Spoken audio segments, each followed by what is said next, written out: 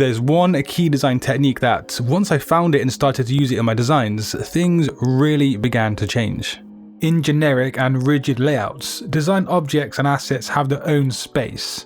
However, if you want to bring an advanced element into your design work, consider overlapping objects and using transparency modes. Actually, there are many strong, valid reasons for this. Firstly, overlapping objects and using transparency on a design can help guide the viewer's gaze or their journey through a design. If a design element bleeds over another design element, it can instinctively lead the viewer to move to the next section of a design. This also adds an extra sense of intrigue and depth to your design, and it makes it look more interesting. Thus, your viewer becomes more engaged. When it comes to this technique, remember just one key sentence. Things that break over the edges on a design are really easily noticed by the viewer, hence why this is used to direct the viewer's eye on a design. Overlapping, when combined with transparency modes, can actually simulate depth within a 2D space or 2D design. And when done correctly, this can make elements appear to be in front or behind others, enhancing the illusion of a multi-layered environment. And me personally, I really do love this multimedia style. Look how the blue flowers appear to be in the background, with the main focal point stretching right over it. Or as you can see here, something as simple as having leaves bleed over the two sections of a design, making it suggest that the natural scene above at the top is in the background.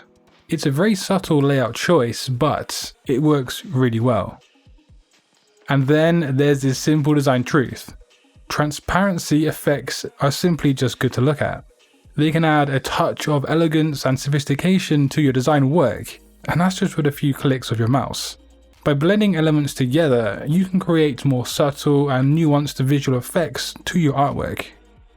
Now, if you want to venture into the advanced stages of layout design, this second subject is a pretty good start.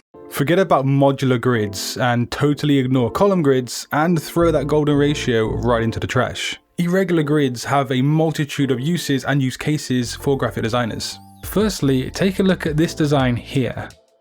One key element of irregular grid layouts is that they can contribute to a sense of disorder or a sense of chaos. Now, why would you want to do that? Well, if your design needs to express an anti-establishment message or something unconventional, then irregular grid layouts are a way to do just that. But we can also use irregular grids in a more subtle way. Irregular grids also express a break of the norm. There's something cutting edge and a little bit innovative.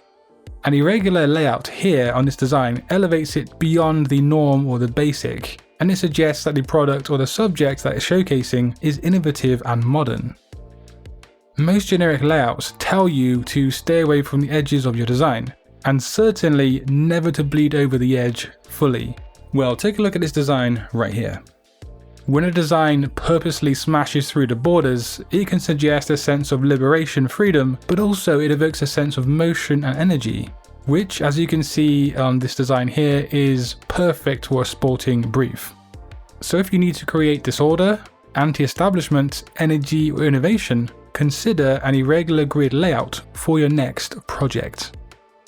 Now, a strong valid reason for using irregular grids on a design can be seen as you scroll through Pinterest.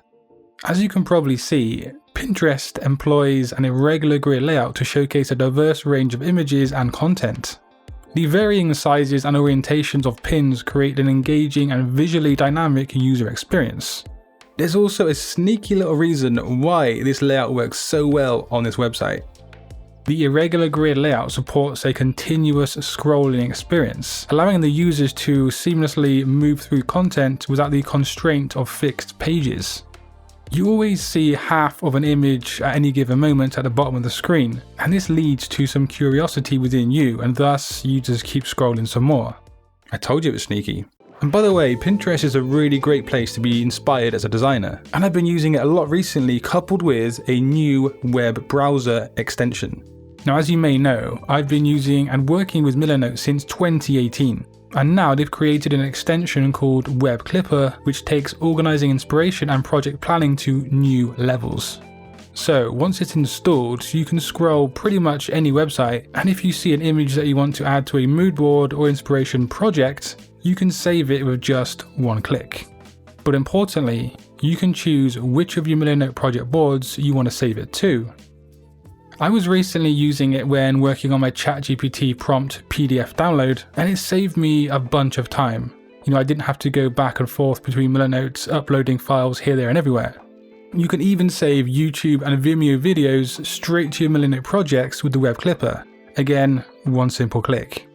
And furthermore, it actually allows you to copy text from websites as well. It just makes the act of gathering inspiration or notes for my projects that much faster and way more efficient than ever before. I do use Millernote every single day for all kinds of different projects, but I'm going to leave the link to the browser extension and Millernote down in the description box below. But now back to more unconventional design layouts. There is one key element that determines if advanced or irregular layouts work well in graphic design. It's a graphic design principle or a very specific version of it. David Carson used it a lot on the ray gun designs that he made, and that is asymmetry. Asymmetry breaks away from the expected standard balance, and it creates intrigue. It grabs the viewer's attention and encourages them to explore the design even more. There's something just simply interesting that draws people in with asymmetry.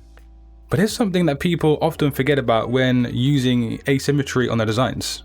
Asymmetry provides designers with greater creative freedom. It allows them to experiment with various different design layouts, placements, and proportions, fostering innovative solutions to design challenges.